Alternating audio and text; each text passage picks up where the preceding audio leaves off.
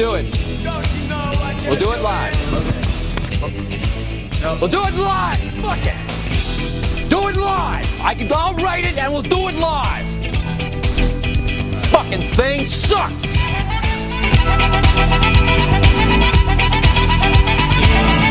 Hello. Welcome to Open Wide for Some Soccer. My name is Seth Vertelme.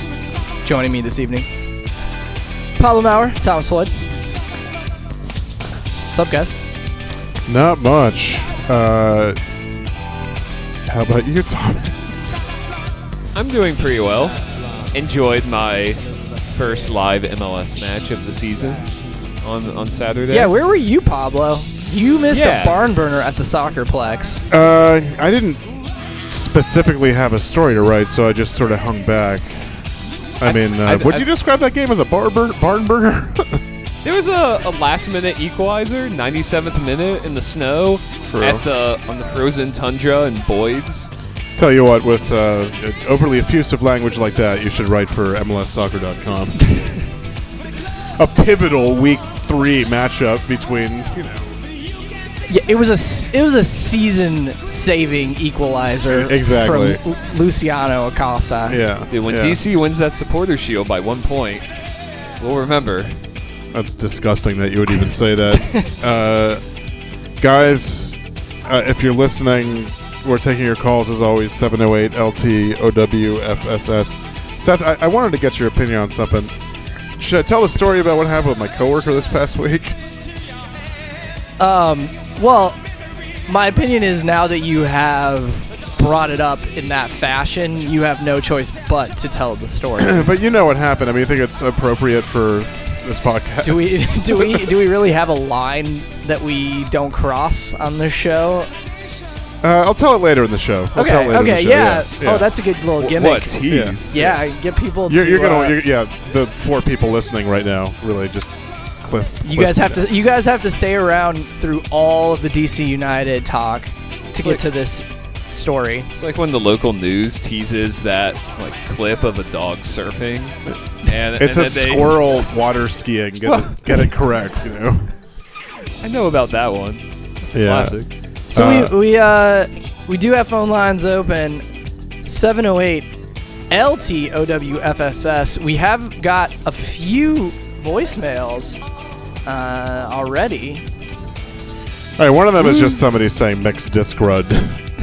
I think we really need to listen to that one. Well, I think we should probably just play that one to start us off. Let's see here then. I'm excited to hear this. Still getting back into the swing of doing these damn podcasts. Do we need to provide context for this? No, we didn't get any. Disc rud. He's saying mixed disc rud, right? Definitely. Okay. He's also clearly doing his Ramses impression. Yeah. That's the whole thing. That could have been Ramsey Sandoval. We don't know. That's a good point. Let's move on. We have another one from friend of the show and probably our biggest fan also, Dan Carell. Hello, gentlemen. Dan Carell here, and calling in from the car phone in Louisville, Kentucky. I want to interrupt real quick. You know what I picture when Dan Carell calls in? Remember, this may have been slightly before your time, but we're the same age, more or less. The SNL skit where Al Franken has the satellite dish on his head from, Iraq or whatever. That's how I picture Dan Carell. Just saying. Okay. Praise Long Tan, as always. Two Praise questions. Long Tan. First off, how's our Lord and Savior, or Master and Hero, or whatever you want to call him, Long Tan, doing? And then the other question is, how many games does Caleb Porter hate watching the Timbers this season? See you guys. Seth, you have a Long Tan update for us, right? Yeah, we haven't even talked about him in a year and a half. Yeah, we've actually got multiple requests this week for a Long Tan update, so I feel like a good update is in order here. He is still at Changchun Yatai. I'm Long Tan. I'm still not convinced that that's a real name. It sounds like you made up a name for a generic CSL team that you couldn't remember. They're still in the CSL, by the way, the Chinese Super League, and he's played in all 3 games so far this season. I'm from Dalian, China. But here's the most interesting factoid.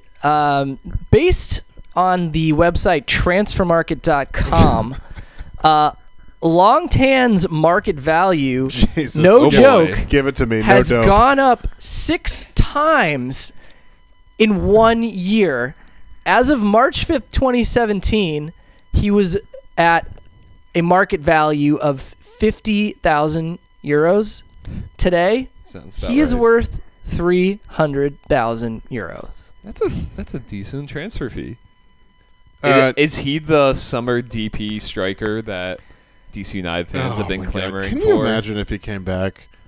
What we would. I mean, think about all the MLS scouts that must be kicking themselves right now that Long Tan's transfer value has gone up 6 times, according to the website transfermarket.com. Another missed Dave Casper opportunity. You know. You guys want to talk about DC United? I mean, what's DC United's loss is Chang Chung Yatai's game, It's the old saying, as it goes. as we say. I hear Raphael is doing great there as well. You know, remember man. him? Yeah. Somebody said his name the other day, and I was like, "Who? Oh, right. They're like their big name designated player." You know, You know who I had a blast from the past?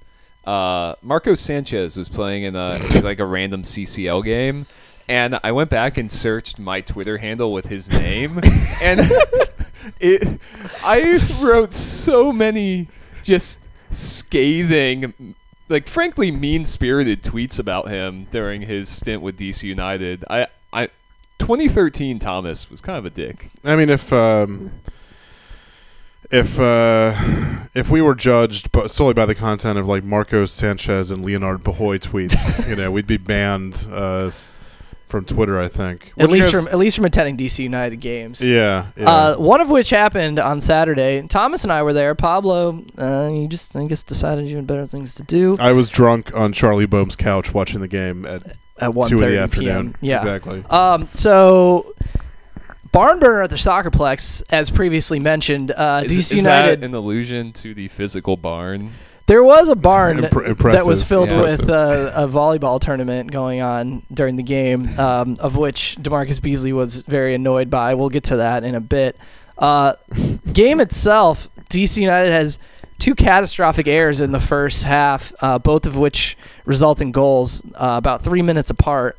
And then in the second half, they were much, much better. They brought on Chris Turk and they brought on Paul Arriola about midway through the second half, and they both made a big impact. And they ended up scoring twice, the second of which was a late equalizer by Lucho Costa.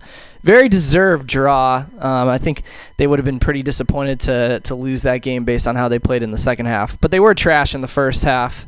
Any other? I don't entirely agree with that. I thought they had to. No, they had obviously a couple of boneheaded mistakes, but Right. you know, if you compare it to the Atlanta game, for example, they strung together a lot more passes, had much more of the ball. You know, I guess. as Ben would say, the final ball wasn't there. Yeah, to me, I think the ball before the final ball wasn't there either. Yeah, maybe 2 or 3. We go back 2 or 3 balls before the final ball. Yeah. I agree with what Ben said post game. In the first half, DC was thoroughly predictable. They seemed to just be kind of going through the motions, moving the ball, looking for the most obvious option forward, and not creating much in the attacking third. And you're right; it was better than the Atlanta game, where they were more thoroughly dominated in that game. But this was a fairly uninspiring first half performance at home, air quotes home. But in the game where it's one of your 2, matches in the DC area until July, and you really need to get a result out of that match, and for them to come out and play pretty flat in the first half was obviously disappointing if you were a DC fan. Yeah, they didn't utilize the home field advantage provided by 5,000 people and dozens of screaming soccer dads and soccer moms at the Soccerplex. And several hundred volleyball parents who just were wondering what was going on. I feel like we need to pause and provide a little color from Press Row. The one particular guy in I'm gonna let you take this one away. Well, there was just one guy who was at the top of the section who was screaming at Ben Olsen for the entire second half. Not in a good way, probably. And it was during points of the game where there was a lull, so it was pretty quiet. Right. So while he was screaming, I'm pretty sure that not only Ben Olsen heard him as if he was standing next to him, but everybody on the field and I think in the entire stadium heard him.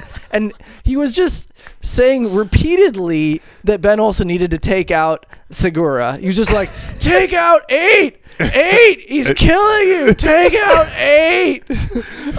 But my favorite remark is he went like, look at our. Oh no, this was a different player. He was criticizing Kevin Garcia, the right back on Houston, and he goes, "That was a dirty play, Garcia. You're never gonna play in a real league." Oh my God. God, I love it. I love MLS so much. Which was it was quite the self-own when you think about it. I have all these like. At least once a weekend, I have like a I love MLS moment, and like I tweeted this past weekend. I was watching the Atlanta game, and who was it that scored an own goal? Vancouver scored an own goal, right? Yeah. And like Aaron Mound, I think. Yeah, and they like how they do in Atlanta. They like have the train horn just blasting. Yeah. It starts blasting. And I was like, isn't it poor taste to like use the freight train horn for an own goal? And I was like, only in MLS do you think that? Like it is sort of a hockey thing. What are the tightest MLS gimmicks? Like my power rankings are like train horn number 1. That Bell in Montreal is number 2. What about the Revolution guys? The muskets. The cosplayers.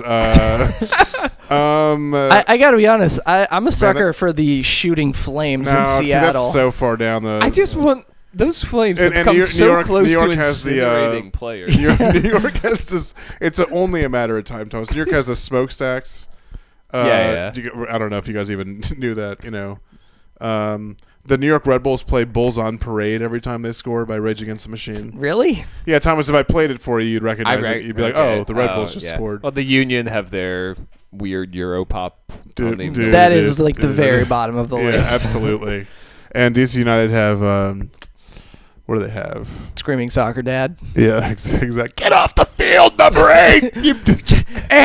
8! Ben, you're a bad coach.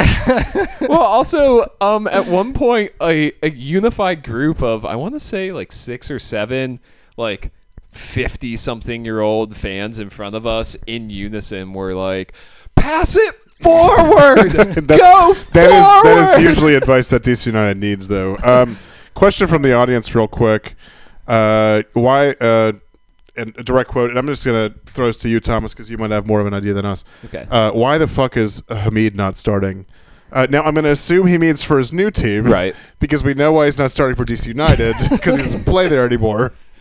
I can't say I have paid much attention to insert correct pronunciation of Bill Hamid's team. I believe it's Michelin.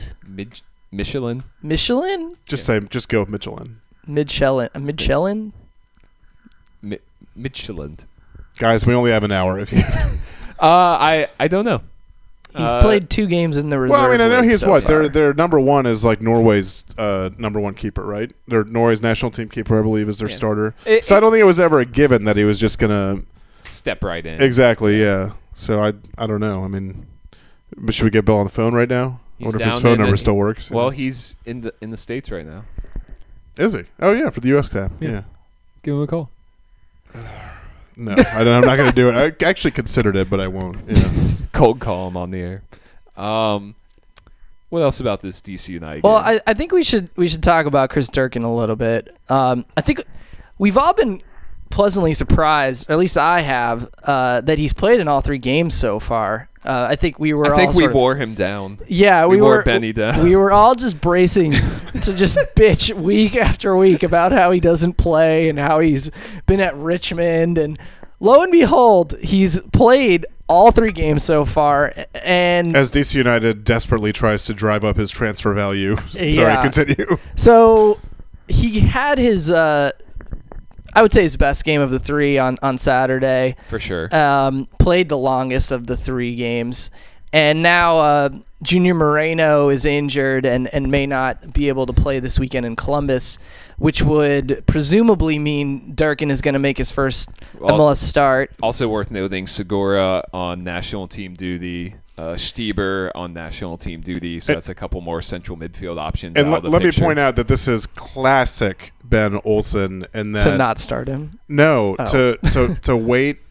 Yeah, I guess it's not a tough decision 4 games into the season, but frequently in the past 4 or 5 years, Ben's personnel decisions have been dictated by injuries. It just seems like every time there's competition for a spot, Ben will let the person who has it hold on to it until some other outside factor makes the decision for him. I swear to God, this is not, I'll dig back and find other examples of this, but it seems like a lot of times Ben's personnel decisions are dictated by injury or something else, So what do we think? We have not a lot to go on still with Durkin. His 3 appearances combined off the top of my head, they're probably a half of soccer basically. So right. It's hard to really say. He did look good against Houston. However, when he came on, Houston was kind of sitting back and not really pressuring him much.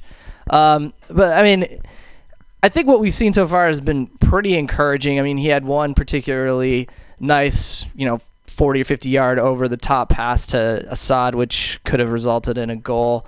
What's our impressions of Durkin so far? I'm impressed by him. The first couple games, like you were saying, he didn't leave much of an impression. He also didn't have much of a chance to leave an impression. In the first game, they're just pinned back with almost no possession. In the second game, they're chasing a result that's escaping them. In this match, he had a couple opportunities to get on the ball and kind of make things happen, and that that 40-yard ball over the top to pick out Assad is definitely the one that you've seen kind of making the rounds on Twitter as people play him up. But also he had a nice switch shortly after coming on where he kind of took a clean touch and got the ball off his foot quickly, and he looked mature and he was physical and didn't seem in any way intimidated by the occasion of playing in front of 5,000 raucous fans at the Maryland Soccerplex. I'm looking forward to seeing him get that first start. It would be amazing if all of a sudden Jared Jeffrey was in the lineup. But yeah, Thomas, how much do you miss him? I saw him at training last week. And I was like, oh, he's still here. Good. Yeah. I think this is a situation where if he plays well, maybe he keeps that starting spot coming out of the international break because, I think Moreno, whenever he is healthy, he's going to get his chance. But Segura, I think, is, not just because that one fan was yelling at him, but he's possibly vulnerable in terms of his starting spot. And Jared Jeffrey's there. That is true. Yeah, Jeffrey's in the mix. He's. I want to take a question from Twitter and just it's a little off topic, but I think it demonstrates the insanity surrounding Jossie Zardes right now. This question is actually, what are the odds that Josinho, which is obviously his Twitter handle, pulls off a season award treble of Comeback Player of the Year, Golden Boot winner, and League MVP? He will not be the League MVP. Yeah. Also, if he wins Comeback Player of the Year, I'm not saying that's not possible. It's just one of those things where you're like, what, from being bad? Exactly. We don't need to talk that's happened before, hasn't it? It has. It happens almost every year. The comeback player of the year was just previously not as good. Eddie Johnson. Yeah, it was EJ. Won. It was EJ. That's right. Yeah. Tim Melia's is actually sneakily the dumbest. he came back from having never played before. What? He in his first season as a starter just won Comeback Player of the Year, and what did he come back from? He had been a career backup and from being ruined in college soccer, possibly. Yeah, I don't know. We got another question from Twitter, which is related to our next topic. What's the status and future on the team of Taylor Kemp? And in a related story, our next topic was Joseph Mora, who made his debut on Saturday at left back and looked pretty decent. Kemp, what? I don't even really know what his status is at the moment. Is he just he's just not in favor. So Olsen was asked about Kemp and Canals at training last week, and this was amazing. I've never seen him just do this. Olsen responded with about 15 seconds of facial expressions without saying any words. And eventually got to saying that, they both have had just lingering injuries and that fitness, match fitness. I mean, it's it's not like how he criticized Halsey for fitness last year. This was more like he's frustrated because they have injuries that just aren't resolving themselves, and you should be frustrated when you have a U.S. national team left back. That's true. Yeah, who's not? So and a U.S. national team defensive midfielder. There you go. So Kemp and Canals, I think, are both out. At least another month, not coming back in the near future. And on that note, Mora, I was impressed by him. He kind of played his part in one of the goals. I still am not sure who to pin blame on. I think it was more Briant because he just did not look up quick enough to be aware of what Mora was doing, right? Which was running away from him, and instead he played a square pass as if he was staying still, and that resulted in a Houston goal. Moving on, and we got a question that's directly related to one of our next topics. Let's see. Robert asks, fair or foul to Marcus Beasley calling DC United venue unacceptable? I don't think he called it. Did he call it unacceptable? Probably, among other things. I think he used the exact word unacceptable with a hashtag. Yeah. I'll just put this out there. I thought he was being a bit of a baby, overreacted. I don't think that soccer is at a place yet in this country where a top-tier pro soccer player should expect to never play at a venue like that. I also think, obviously, it was a one-off. It makes me wonder if Beasley even knew that it was just a one-off, because it just, I don't know. I mean, like, the Quakes played at Buckshaw for however many years was it? That was let me read the tweet just for those of you who didn't see it. This was after the game on Saturday at the Soccerplex. Just when I thought MLS was getting better in every aspect, today's, quote, conditions were unacceptable. From the locker room to the, quote, training room, in parentheses, which was just an area blocked by curtains next to the vending machines. Kids volleyball going on. It was a circus. Hashtag unacceptable. Mm-hmm.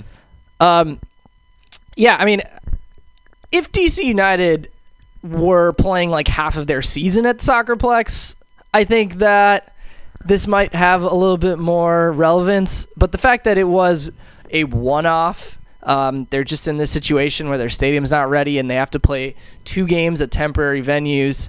And I think the biggest thing to me is that the field at Soccerplex is actually quite good. Like arguably the best field in the DMV. I mean, better than RFK. Yeah, like the playing conditions are fine. I think if you go out there and you play on some cow pasture, then by all means you should complain. Like at BBVA Compass Stadium. Yeah, right. But I mean, like, I'm sorry if the locker rooms are smaller than you're used to, and if you hear screaming kids playing volleyball. I mean, yeah, that's annoying. Yeah, I'm sorry if soccer dad keeps calling for you hear soccer dad saying to take Segura out. But, it's just a one-time as an aside, thing. It's where the Spirit play every single week, right? Right. Yeah. So and also make what you will of that. It's also where DC United has played Open Cup matches almost every season of their existence, often against other MLS teams. So off the record, I thought it was a joke.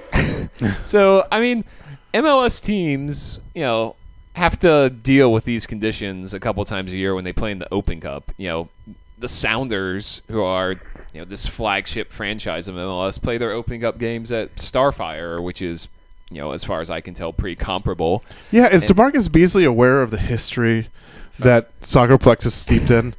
That's where Cuauhtemoc Blanco got banned for life from the Open Cup for nearly fighting Kevin Payne after headbutting a DC United player and shoving one of their trainers. Didn't he headbutt like some random staffer? No, it was Clyde Sims. Well, he wasn't it? headbutted Clyde Sims and then attacked another staffer on the team. Yeah, just like some intern or something. Yeah. Just happened to be in Cuauhtemoc Blanco's way. Can you imagine? I mean, like, what is Blanco thinking at that point? He's like, I can't even imagine. Pero qué es esta mierda de soccerplex? It's just like a bowl seeing red. Pinche Boyd's, Maryland. Are you? I'm gonna tell a story about work now. Okay, yeah, that'll be a good transition into. Seth heard it. Seth heard it the same day it happened. Thomas, I think you'll enjoy this. Okay, I'm saying that. Guys, it's a shame I can't say his name on air, but Seth, you can confirm this man has a hysterical name. Do you remember it? Let's just say, and this isn't his name, that his name would. No, I'm not going to say his name. Anyways, I just hired a guy at the shop, and he's like 55 years old, lives in Woodbridge, been working on cars for 30 years. Good guy. I was out on Friday, like I didn't go to work, and I texted him sometime Saturday afternoon, like, "Hey, were you guys okay? You have any questions, whatever?" And he texts me, and he's like, "No, everything was fine. Hope you enjoyed your day off, and I'll see you on Monday." And okay, so like 15 minutes goes by, right? And then I get another text notification on my phone from him. I'm like, "Oh, that's weird." So I open the text thing, and there in front of me is a photograph. I'm going to describe it. Say like you're sitting in your car. Right. So it'd be aimed down, and his dick is just out of his pants. Like, look at Thomas's face. Okay, sorry. So basically, all right, I'll get there. Okay, so okay. It's just like in his car, and his penis is just right there, right? Now, is it like zoomed in, or it's a picture of other things, and the penis happens to be there? No. This was a deliberate act. Okay. It was a deliberate act. So, okay, so then like I'm just staring at this, just like, what on earth is happening right now? This is my coworker. Send it to the wrong person, hopefully. Like, very quickly, a text comes up that says, text literally just says, "OMG, dude, LOL, meant to send that to my girlfriend. Sorry, bro." Yeah. So today I had to go to work, or yesterday I should say, and just be like, "Hey, Ty, how's it going?" Just said it's just his first name. Just his first name. I feel like I could Google like mechanic Woodbridge. That first, never mind. Don't give people any ideas, Yeah,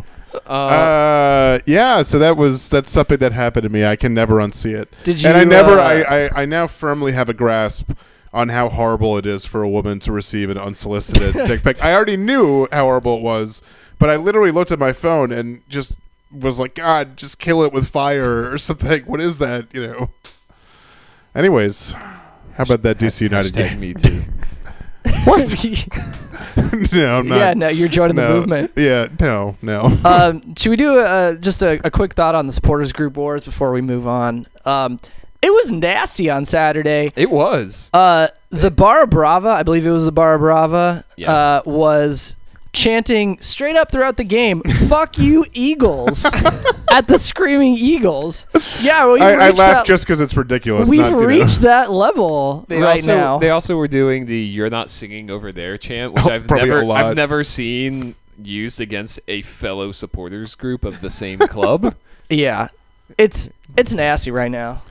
Yeah, what does this stem from? I guess the short version is that a couple weeks ago, DC United put out a press release essentially saying that like all game day activities, TIFO, et cetera, were going to be coordinated by the Screaming Eagles, and the team was partnering with them in some official capacity on some other efforts. Separately, they also essentially, the Eagles bought a large allotment of season tickets to resell as game day tickets when the other groups, the District Ultras, the Barra Brava, were under the impression that wasn't going to be possible. This obviously has fostered a lot of animosity. The Barra Brava put out a release, I think, accusing the club of, quote, whitewashing their fan base or making an effort to do that. It's been a complete shit show. I mean, it's an interesting paradox, I guess, this year. It's such an exciting year for the club. It's like sort of decade-long dream of moving into an actual, modern stadiums coming true, but their relationship with their fans, or what I should say is their supporters, like some of their most ardent fans, is kind of at an all-time low. It's just interesting to observe, and it's worth mentioning. It's not just a thing here in DC. I mean, all over the league, you see examples of this. There's whether Garden State Ultras, the Red Bulls supported one of their groups got banned, or sort of like got their status as an official supporter group revoked by the club.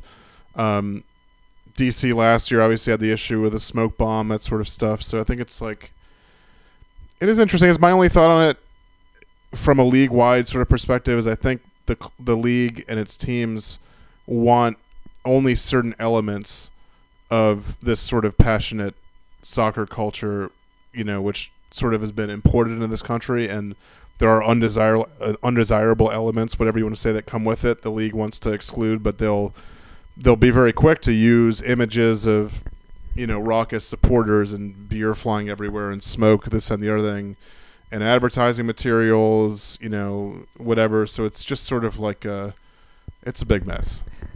Yeah, I can't wait to see what happens in future games. I guess luckily there's only one more home game between now and July, so maybe things will simmer a little bit. But yeah, look for I guess some sort of obscenity-laden tifo or something next game. I don't know.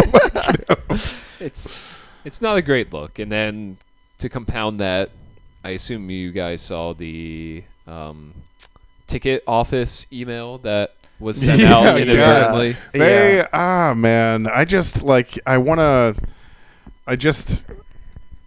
it just sometimes it seems like United can't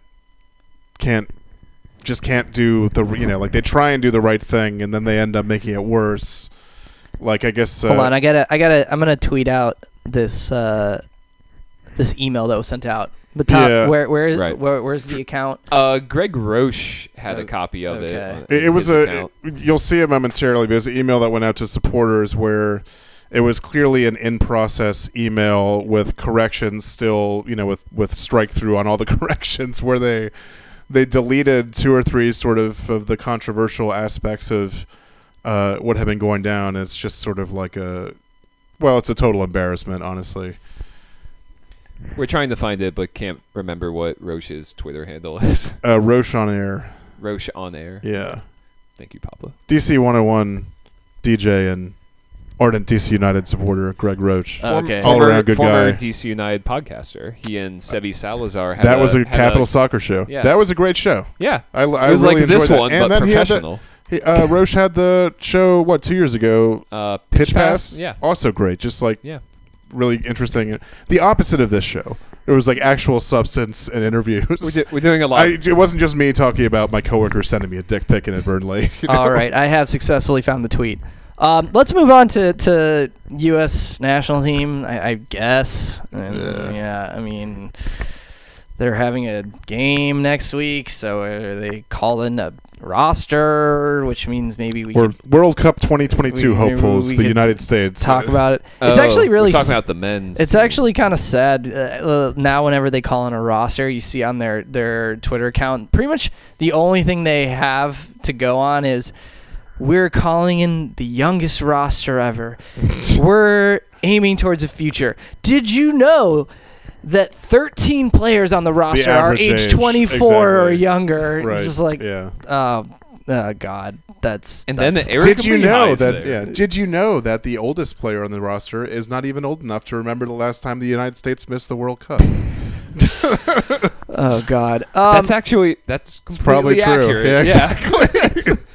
None of them were around in 1986. I don't think so. So I think before we get into the actual roster, which I promise we won't do too much on, because who cares? The more interesting aspect around the more interesting news around the U.S. national team recently.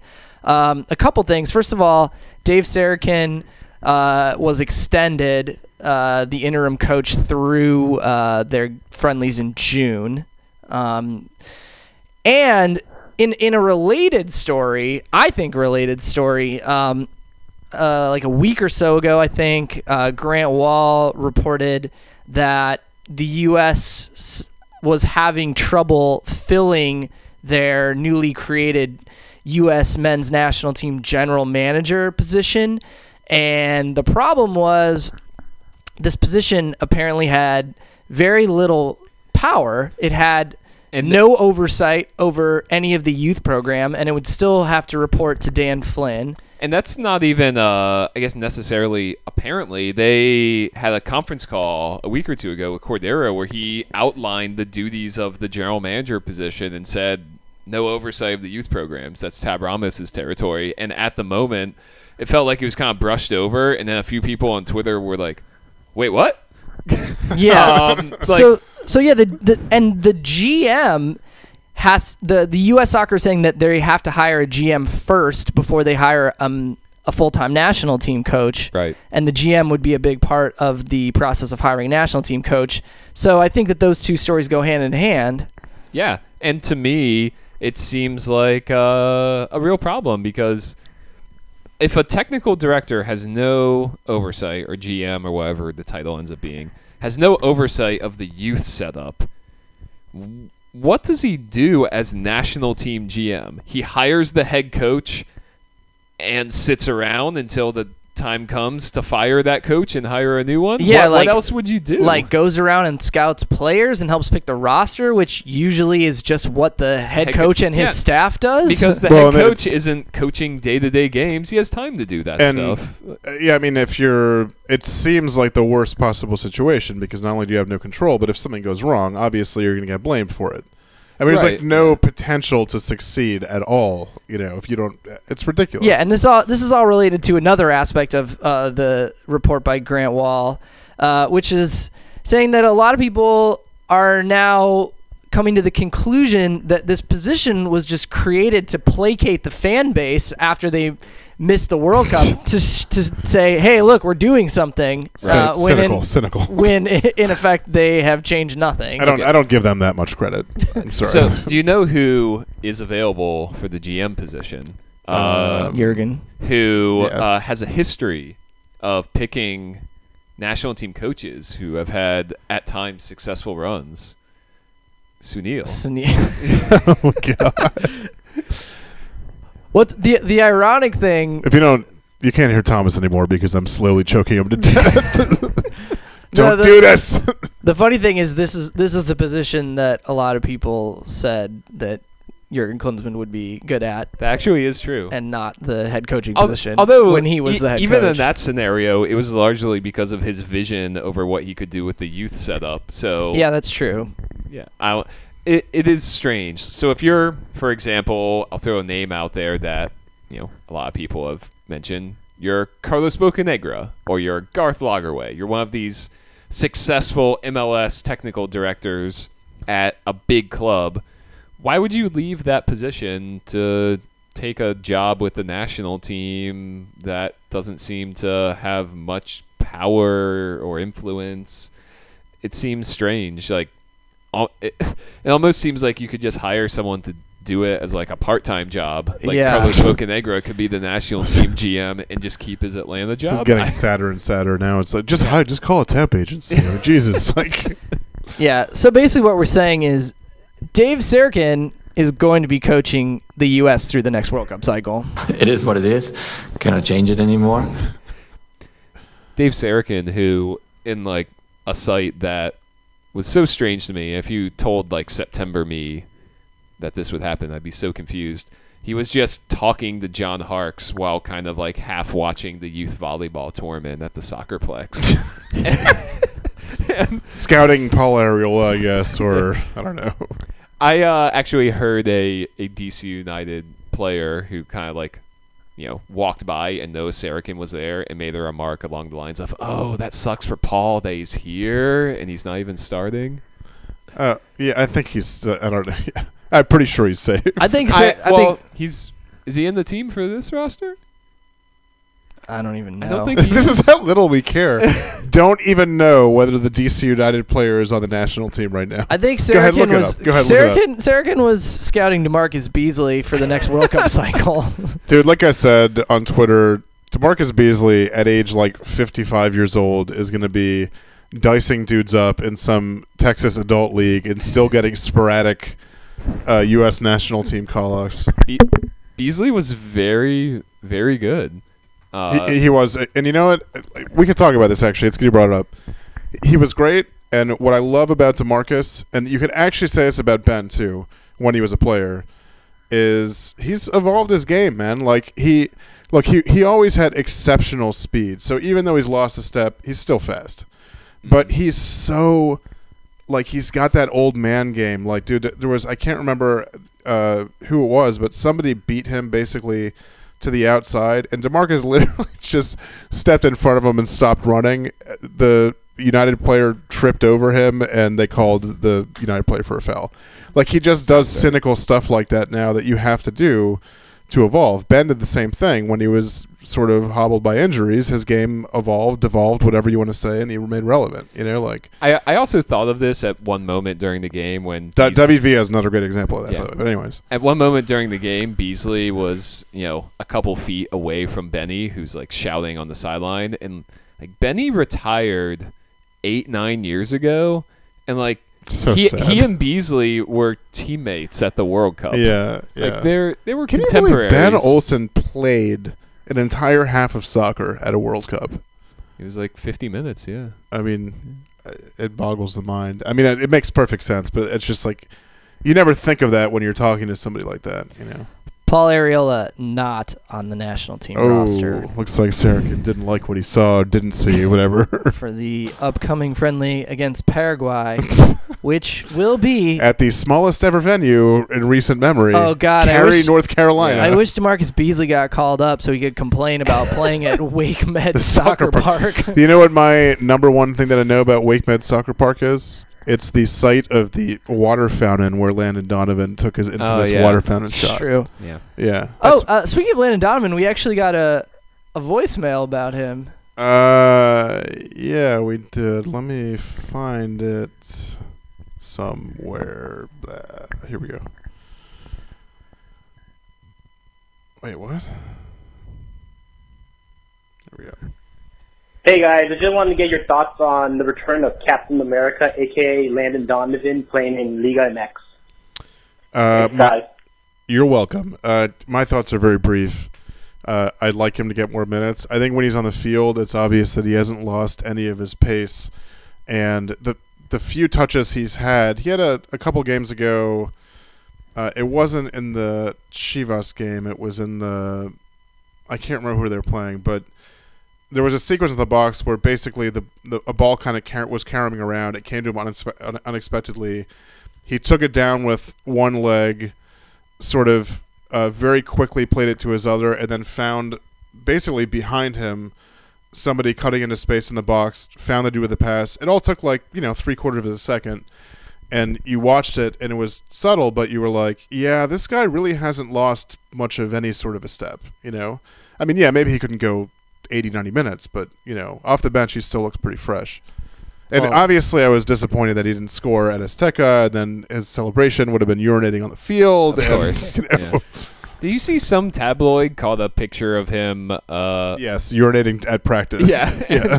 They commemorated the, return of... I just like to think that in Mexico, there's like always a camera on him waiting for him to take a piss, All right, let's see.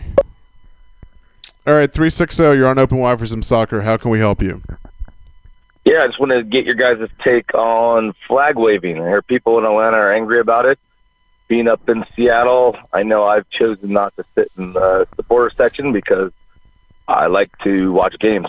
And if you're paying to go there, I love to chant, I love to jump, but if I can't watch the game, it's a waste of time, so I move sideways.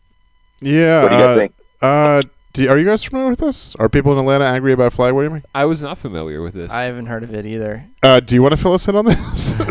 No, I saw Jeremiah O'Shea tweeted something. Somebody had a blog, and it sounds like their internal stuff. So I don't really follow too much Atlanta, but I know Seattle had some stuff, and I mean it looks good on photos, and yeah, I mean MLS loves it. But as a fan, if you're in the back rows and there's just those gigantic fans, the flags you can't see. Yeah, I mean, I think it's probably like it's a trade-off, I guess. I mean, like I'm sure there are sort of like hardcore supporters who would say we're barely even there to watch the game. We're there to like support the team, make noise, jump, sing.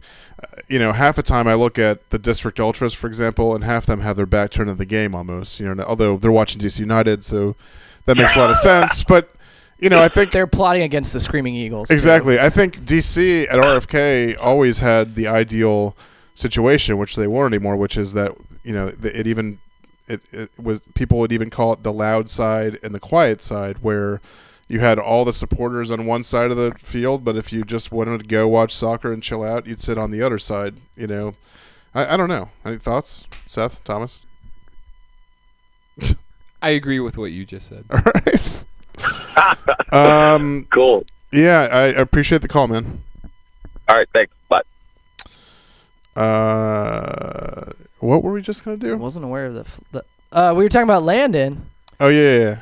I have seen none of Landon. Yeah, I can't say I have either. When I heard he was signing with Leon, to be honest, I thought it was a publicity stunt. So did I. I thought it was a joke, and even after he signed a contract and was pictured in the jersey and went to training, I still kind of thought it was a joke. I thought all along there's a chance he was going to make like 1 10-minute cameo and re-retire. Yeah, it was just something to get some attention. But it sounds like he is still at a level where he can compete in Liga MX, which I was very skeptical about.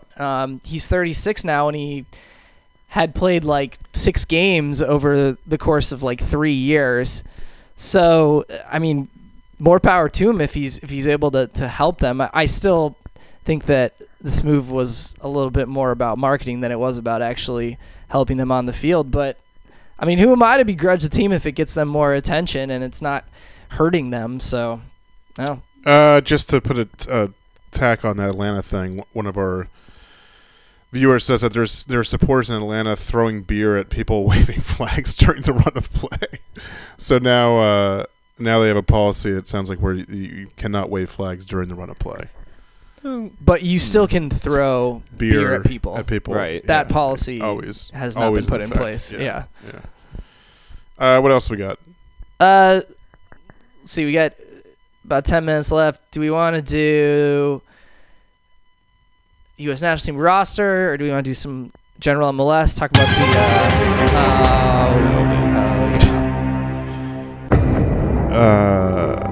the George Way.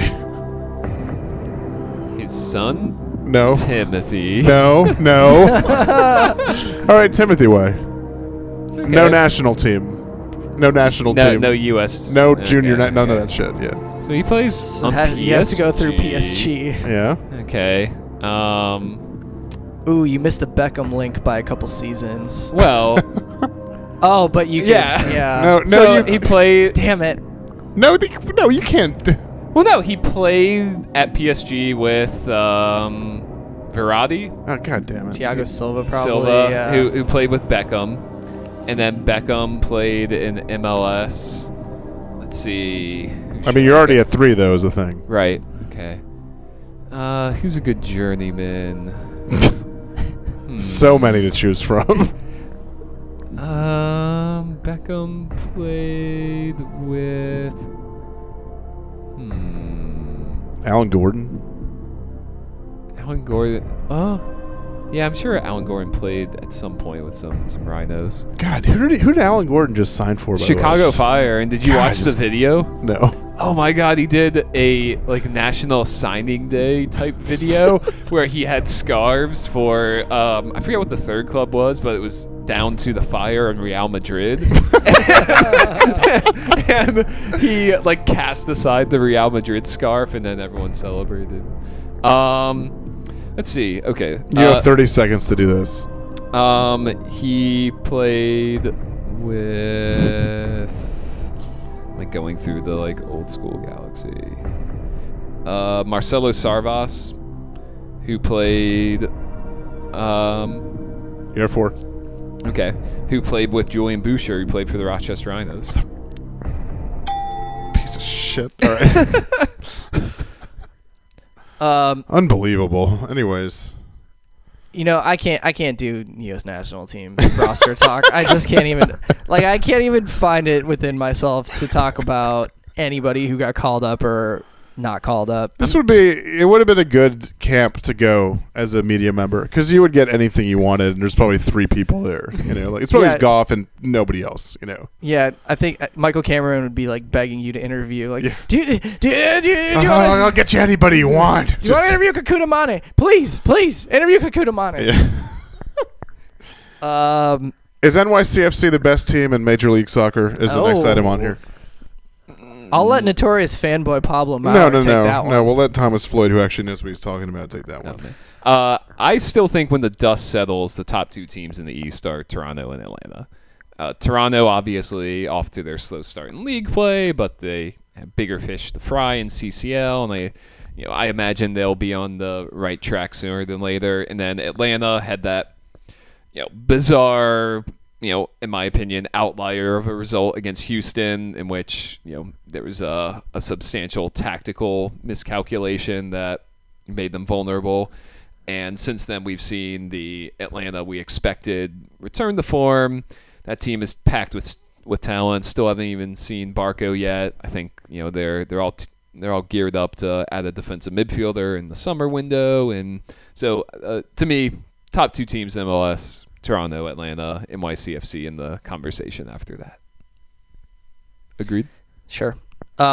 Should we talk a little bit about this ESPN poll? This is pretty interesting. Absolutely, yeah, we should. So for those of you who missed it, ESPN did a poll of MLS players as to who was the most overrated, who was the most underrated player. The most overrated player in MLS, according to an anonymous poll of 104 current MLS players, Giovanni Dos Santos. Congratulations. That checks out. He had a tremendous first half season in MLS and then has been pretty disappointing since then while making a solid $5 million a year. Yeah. Second on the list, kind of a surprise given how good he was last year and how well his team did. Michael Bradley. Yeah, Michael Bradley was a best 11 selection who probably should have been a finalist for MVP. And but by the way, what I really liked about the piece on ESPN FC was like it was Dos Santos, but they were like, it was a bit tough this year because Mix Discarud isn't in the league anymore. So he won 2 years in a row. That's a slam dunk, the Discarud one. Yeah, it was one of the players was speaking anonymously and really trash talked Discarud and Jossie Zardes. He was like, how many chances is this guy going to get? And then also Discarud, one guy was like, yeah, it's a lot harder than that. Discarud, Lampard, and Pirlo are all gone. Jesus Christ. It was best team in MLS. Who else was on the list? We have a local representative, Paul Areola, receiving 6% of the vote. So, props to Paul. It's basically everyone with a big salary was a target. Yeah, it sounds like motherfuckers are hating and they're jealous. Is what it sounds like. Yeah. Tim Howard on the list. I'm surprised he's not a little higher. I would put him honestly at number 1. At this point, he probably is. Yeah. We're talking about that he should be benched for Zach McMath. Yeah. There's a part of me that wonders what we'd be seeing if this were actually a World Cup year. What would the goalkeeper situation be? Would there be a real acknowledgement that they would have to move on and just go with Bill Hamid in the World Cup? What would have happened? They don't really have any clear options. Hamid's not playing. Right. Horvath isn't playing. Guzan's an option. He had a rough first game of the season with Atlanta. I think it would probably be Jonathan Klinsmann. It would be Guzan. Yeah. Definitely Jonathan Klinsmann. But yeah, if the U.S. were in the World Cup, I think that most U.S. fans would be extremely nervous about the goalkeeping situation. I just don't think you can have Howard. You couldn't have Howard at this point in his career. Would you bring him? Probably, because I think he could handle it. Okay. I think he could handle being like the veteran locker room guy. Yeah. He played that role in the Copa America. He traveled for that whole tournament and didn't play. Yeah. Yeah, but there's really a severe lack of options right now. I feel like it would be Guzan as the starter, and Arena would probably stick with Howard as the backup, but there would be a real case to be made that, even at this point, it should be one of the younger goalkeepers, competing with Guzan for the starting role. Like, it wouldn't shock me in this very sad alternate reality we're discussing if, Zach Steffen came out of nowhere, because Bruce Arena famously... Very sad alternate reality. Sorry, Zach Steffen. Because Bruce Arena, he threw teenage Landon Donovan and DeMarcus Beasley into the starting lineup of the World Cup, in 2002. What? Yeah, I mean, even last World Cup, Klinsmann, went with Yedlin, Brooks, Julian Green. Can you believe the U.S. is in the World Cup? You ever just I honestly I think about it all the time, but I truly think about it once a week. They're just not going. I think about it when I see a Panamanian player in MLS who's thoroughly mediocre. You're he's going to the World Cup because the U.S. Are you talking about Roman Torres? I mean, I was thinking more Adolfo Machado. Sorry, Adolfo. Lo siento. I think about it when I watch Borussia Dortmund games. God, yeah. Jesus Christ. Okay, it's gonna turn into a suicide pact. I know he hasn't had a great couple of months, but I feel like that was one of, if not the most depressing aspects of this whole thing, is the chance for the U.S. to have a transcendent teenage soccer star on top of the world stage. I mean, I thought we might get a little taste of him in the Paraguay game, but not even. And Tyler Adams, I'm seeing him really come into his own at the start of this season, and he'd probably be starting at the World Cup. This would be such an exciting, injection of youth to this team. Thomas, let's do a real quick breakdown. Give me your provisional 23-man World Cup roster for the World Cup that the U.S. did not make and is not going to. the whole roster. The whole roster by position, and then slice it down to 18. Is this my prediction or? And then let's do something quicker. Give me your predicted finish for the U.S. at the World Cup that we're not going to. This is the sad part. Break it down game by game. I think the U.S. would have loaded up the roster with a lot of these promising players like Weston McKennie, like Tyler Adams, maybe Timothy Weah, who are not a part of the qualifying group because Arena leaned on veterans, and at the time everyone was fine with that. It's kind of revisionist history, I feel like. I completely agree. And the U.S. would be, kind of livened by having, those guys I just mentioned added to the pool of six, added to, the in their prime players like Bradley and Altidore, and, maybe a healthy Brooks. And look at Seth is just lost. And gazing off into the distance, imagining. Yeah, make it real. Make it real. So I really think the U.S. would have had a more enviable group with the World Cup seeding the way it happened. They wouldn't have gone a group of death like they did 4 years ago. I think they would have advanced. And then what? Then it's anyone's game. Yeah, exactly. Then you get a round of 16 game, and Wondolowski buries his chance this time. And I like that you assume that he's there. Talk us through the knockout round, and just be as descriptive as possible. Make us feel like we're there. What? I would have to look at a bracket and sub the. Okay, US so they play. Panama, they play. They're playing France in the round of 16. Oh wow, tough matchup. Yeah. But doable. Paul Pogba's poor run of form carries over into the World Cup. He has a horrific giveaway as Tyler Adams strips him in midfield and just plays in Pulisic, who just buries his chance past Lloris. U.S. wins 1-0. Guys, we're on to the quarterfinals. Seth, who are the? I'm moving on to after the tournament. Jose Mourinho sells off Pogba for a cut rate price of $50 million, uses that money, adds a little more, buys Tyler Adams from the New York Red Bulls because he saw him dominate Paul Pogba at the World Cup. Oh my God, dude! We're not even talking about the Wondolowski Cristiano Ronaldo matchup in the semis. As Wondolowski just dices Ronaldo apart in the area for no reason, even though they wouldn't even be matched up in scores. You know, like Wando, he would miss the World Cup team, but then like Bobby Wood would get injured in a warm-up game. Wando would be added to the roster last second.